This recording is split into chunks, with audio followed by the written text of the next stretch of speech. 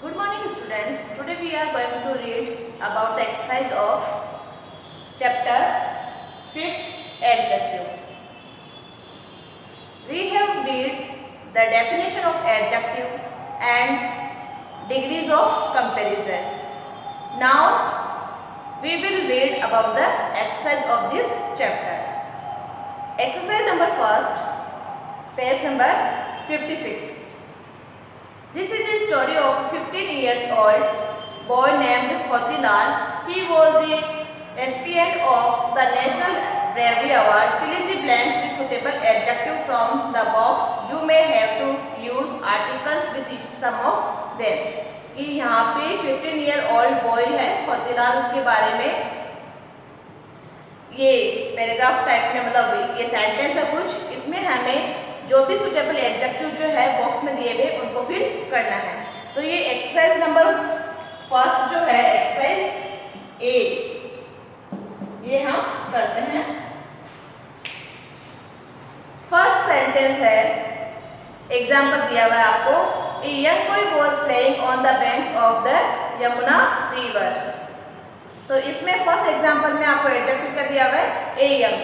Second sentence है, he saw dash girls Jyoti and Tannu playing the bathing near the bank.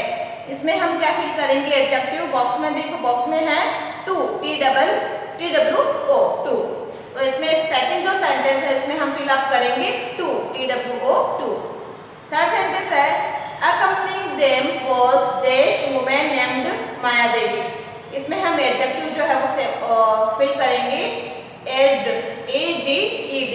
साथ में इसके हम आर्टिकल जो है एंड वो भी लिखेंगे. तो इसमें हम क्या लिखेंगे, थर्ड सेंटेंस में हम लिखेंगे एंड एज्ड. फोर्थ है, as the girls were playing in the water one of them Jyoti went a little distance away from the bank.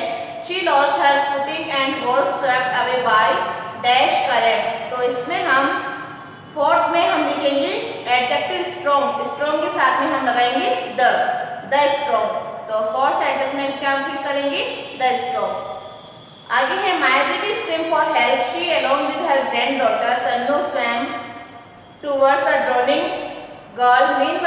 Meanwhile Motilal saw the three struggling in the river. He dived into the water. Fifth sentence है, the dash boy managed to bring out Tannu and Mayadevi. इसमें हम adjective fill करेंगे brave. Fifth में हम क्या fill करेंगे, brave. Six है, some people among the dash crowd that had gathered on the river bank took the to dash hospital. तो six में दो फिलअप्स दिए हुए हैं आपको. फर्स्ट में आएगा, फर्स्ट जो फिलअप जो है उसमें आएगा ब्रेव और सेकंड जो है उसमें आएगा, सॉरी मैंने शायद फिफ्थ वाला बोल दिया वापस. फिफ्थ में तो था ब्रेव. सिक्स जो सेंटेंस है उसमें some people among the dash crowd that had gathered on the river bank took and to dash hospital. मैंने पहले आपको फिफ्थ वाला वापस रिपीट कर दिया था, उसके लिए सॉरी. सिक्स जो है, सिक्स में आएगा, फर्स्ट वाले में आएगा बिग और सेकंड वाले में आएगा ए नियर बाय. यानी नियर बाय तो है बॉक्स में दिया हुआ है, उसके साथ में हमें ए भी लगाना है. 7 नंबर सेंटेंस है, the most touching part of the story is that Motilal is physically challenged by birth. One of his legs and one arm are paralyzed, but he is dash swimmer.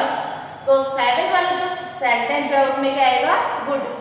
और गुड के साथ में हम क्या लगाएंगे, ए article लगाएंगे. तो ए गुड स्विमर. ये एक्सरसाइज जो है ये आपको बुक में फिल करनी है. मैं वापस रिपीट कर देती हूँ कि फर्स्ट तो एग्जाम्पल है, सेकंड में आएगा TWO 2, थर्ड में आएगा एन एज्ड, फोर्थ में आएगा द स्ट्रॉन्ग, फिफ्थ में आएगा ब्रेव, सिक्स में आएगा, फर्स्ट में आएगा बिग और सेकंड में आएगा इसके ए नियर बाय और सेवेंथ में आएगा ए गुड. ठीक है. नेक्स्ट एक्सरसाइज है exercise number B. Exercise number B जो कि पेज नंबर 57 पे है. Certain adjectives that we use for people cannot be used for things. Write this adjective in the correct column. इसमें कुछ adjective जो है वो दिए हुए हैं बॉक्स में. उसमें आपको जो पीपल्स के लिए जिनको हम यूज में लेते हैं उनको उस पीपल वाले बॉक्स में आपको लिखने हैं और जो थिंग्स वाला जो कॉलम मतलब बॉक्स जो है उसमें थिंग्स वाले एडजेक्टिव लिखने हैं। जैसे है पीपल के लिए फर्स्ट एग्जांपल दिया हुआ आपको इंटेलिजेंट। इसमें आपको पीपल के लिए और कौन सा यूज में ले सकते हैं हम, बॉक्स में जो एडजेक्टिव उनको कौन सा ले सकते हैं, हेल्दी। तो फर्स्ट आपको लिखना है, फर्स्ट एग्जांपल दिया हुआ, सेकंड आपको लिखना है हेल्दी पीपल के लिए, और थर्ड लिखना है हेल्पफुल, फोर्थ लिखना है वाइज और फिफ्थ लिखना है काइंड।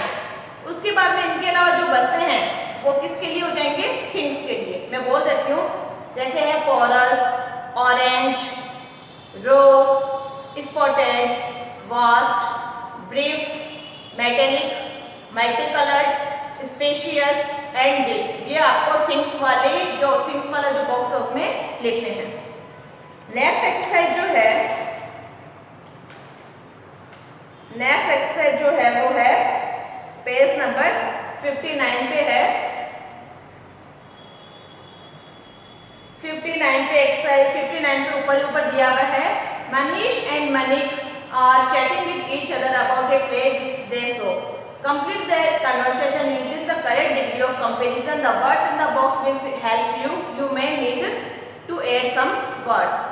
कि मनीष और मनिक जो है वो चैटिंग कर रहे एक दूसरे से एक प्ले के बारे में, और उनकी कन्वर्सेशन यानी उनकी कन्वर्सेशन को हमें कंप्लीट करना है करेक्ट डिग्री ऑफ कंपेरिजन का यूज करके।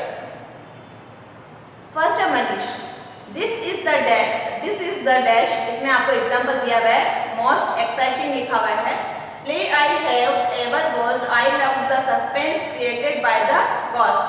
ब्रैकेट में आपके एक्साइटमेंट दिया हुआ था तो उसका लिखा हुआ है मोस्ट एक्साइटिंग। अब है Mani, I found it even dash than Dracula. तो इसमें आपको स्कैरी का फिल करना है। स्कैरी का क्या हो जाएगा, कंपैरेटिव फॉर्म जो है वो हम फिल करेंगे स्कैरी का। तो इसमें हम क्या करेंगे, वाई है, इसमें वाई के पहले कॉन्सोनेंट है तो इसका रूल था कि वाई को हटा के क्या लगा देंगे हम, आई ई आर। तो इसका हो जाएगा स्कैरियर, SCARIER। आगे है Manish, the writer must be dash writer ever born. इसमें आपकी ब्रैकेट में दिया हुआ है इमेजिनेशन, तो इसमें हम अब इसकी सुपरलेटिव जो फॉर्म होती है वो फिल करेंगे। तो क्या हो जाएगा, द मोस्ट इमेजिनेटिव।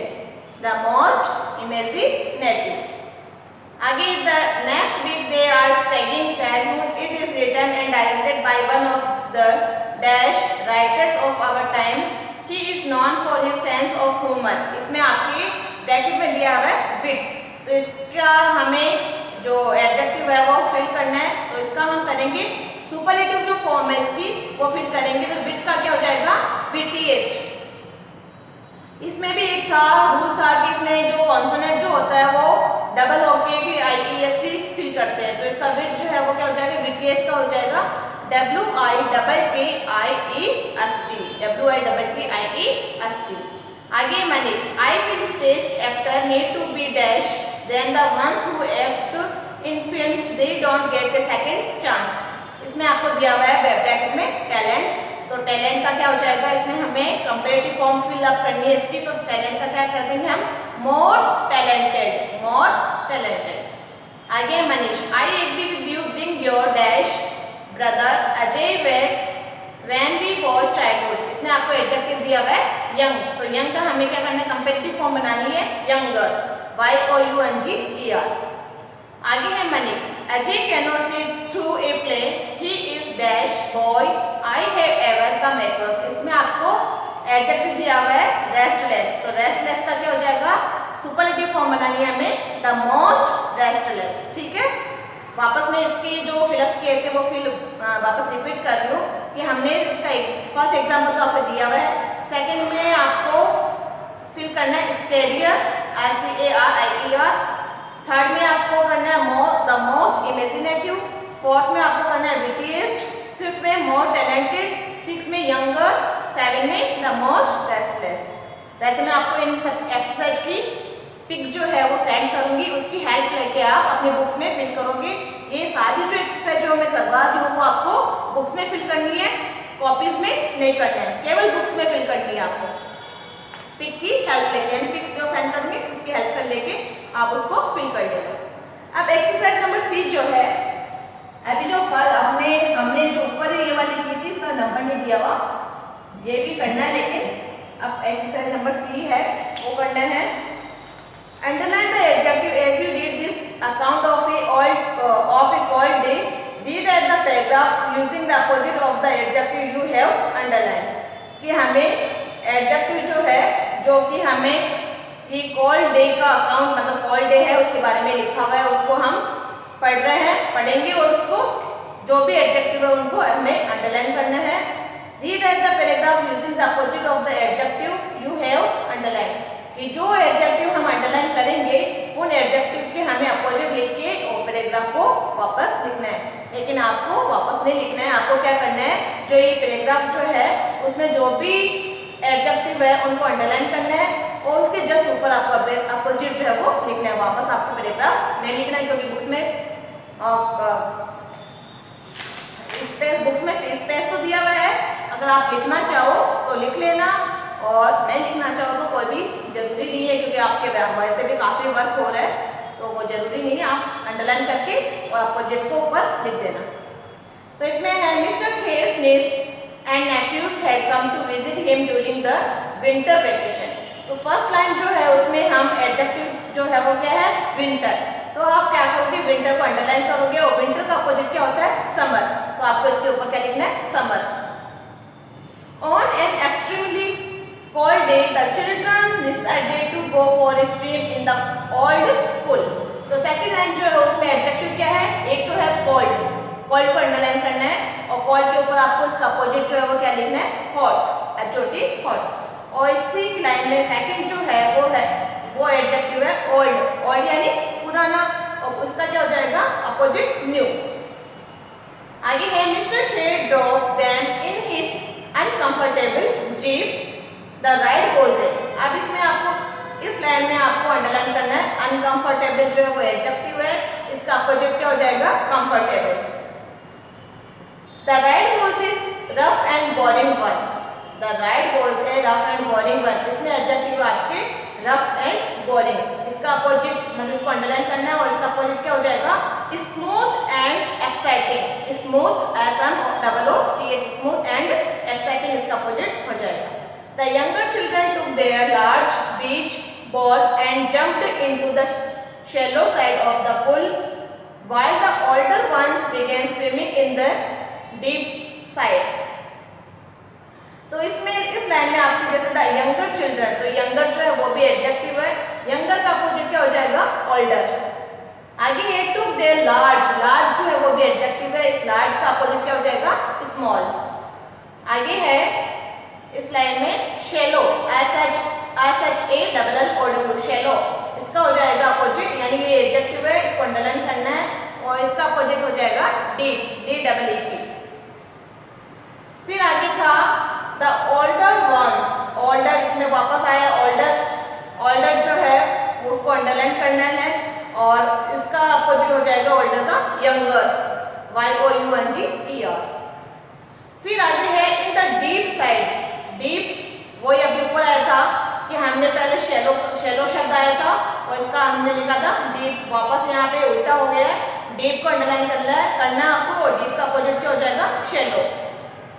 आगे the coach mister Mathur gave the children A disapproving look, तो डिसअप्रूविंग जो है उसको अंडरलाइन करना है, ये एडजेक्टिव है, इसका अपोजिट हो जाएगा approving. Why have you children come for a swim on such a miserable day? तो इसमें हमें मिजरेबल जो वर्ड है उसको अंडरलाइन करना है और इसका अपोजिट हो जाएगा wonderful. One of the boys said, "Sir, I agree with you. This is the worst thing one can do when the sun's weak rays." तो इस लाइन में आपको जो एडजेक्टिव है वो क्या है, वर्स्ट जो है उसको अंडरलाइन करना है और उसका अपोजिट लिखना है आपको बेस्ट। आगे है वीक, जो लास्ट लाइन है उसमें एडजेक्टिव है वीक, इसको अंडरलाइन करना है और इसका अपोजिट लिखना है आपको strong. Make one feel exhausted and cheerless, इसमें अंडरलाइन करना है आपको एक्सहॉस्टेड और चेयरलेस, यानी एक्सहॉस्टेड एंड चेयरलेस को आपको अंडरलाइन करना है और इसका अपोजिट हो जाएगा एनर्जेटिक एंड cheerful, energetic यानी ENERGETIC, energetic and cheerful, ये इसका अपोजिट हो जाएगा। ठीक है, ये एक्सरसाइज ये भी आपको बुक में फिल करनी है। उसके बाद में है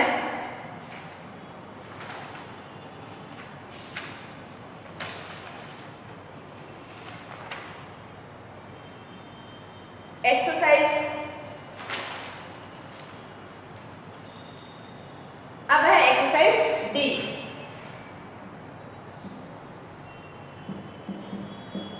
एक्सरसाइज नंबर डी, इसमें क्या है, ये पेज नंबर 60 पे आपके सी हमने कर ली। अब है डी, पेज नंबर 60 पे। Change the degree of the adjective without changing their meaning. बिना मीनिंग में चेंज किए एडजेक्टिव को चेंज, मतलब एडजेक्ट डिग्री ऑफ एडजेक्टिव जो उसको करना आपको। जैसे एग्जांपल दिया, mister Paramjit is the most experienced teacher in our school. इसका सेंटेंस कैसे बनाया, no other teacher in our school is as experienced as mister Paramjit. यानी मीनिंग जो है वो दोनों का सेम है, मतलब कहने का दोनों का जो मीन है वो सेम है, लेकिन सेंटेंस को थोड़ा चेंज कर दिया है, मतलब डिग्री जो है वो चेंज कर दी गई है।